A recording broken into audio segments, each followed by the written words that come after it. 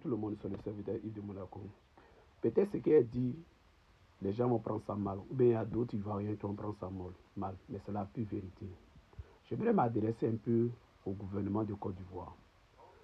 Vous savez, on a élu un président. Quand on élu un président, là, son rôle, là, c'est d'améliorer la condition de vie de son peuple.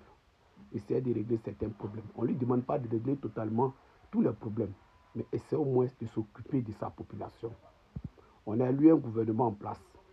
Aujourd'hui, ce gouvernement, le rôle de ce gouvernement, ce n'est pas de s'occuper de sa population, mais c'est de s'occuper des problèmes des autres personnes.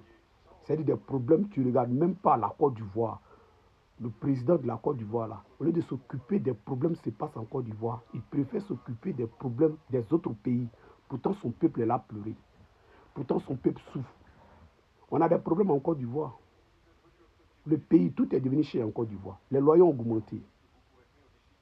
Les cacaos sont mal payés. Les fonctionnaires sont en train de pleurer.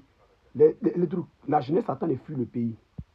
Mais le gouvernement de la Côte d'Ivoire ne s'intéresse pas. Quand le peuple décide de parler, quand il décide de parler, on te prend, on te met en prison. Mais à chaque fois qu'on va attendre le nom de ce gouvernement, mais le président de la Côte d'Ivoire, à chaque fois qu'on va attendre son nom là, c'est dans les problèmes des autres pays. Qu'est-ce qui se passe?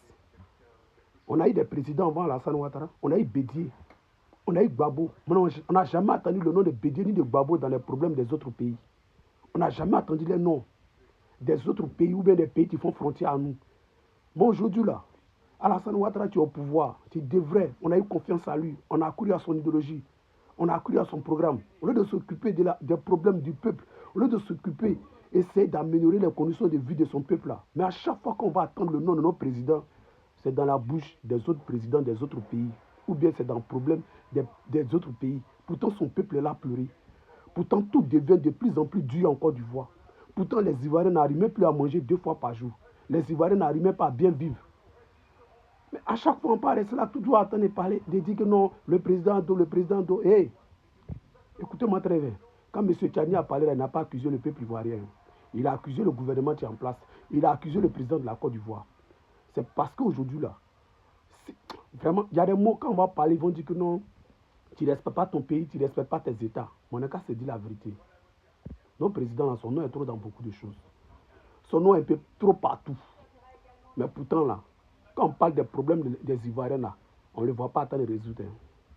Les Ivoiriens sont en train de pleurer que les loyers sont devenus chers. On n'a jamais vu le porte-parole du gouvernement sortir pour dire que non, le problème des loyers, on va essayer d'améliorer. On dit que la vie est devenue chère. On n'a jamais vu le gouvernement sortir pour dire que non, tant. Il y a les problèmes réels de la Côte d'Ivoire. On ne voit pas le gouvernement en train de parler. Quand le gouvernement sort, c'est pour menacer le peuple ivoirien. Et vous voulez que nous, on n'est qu'à vous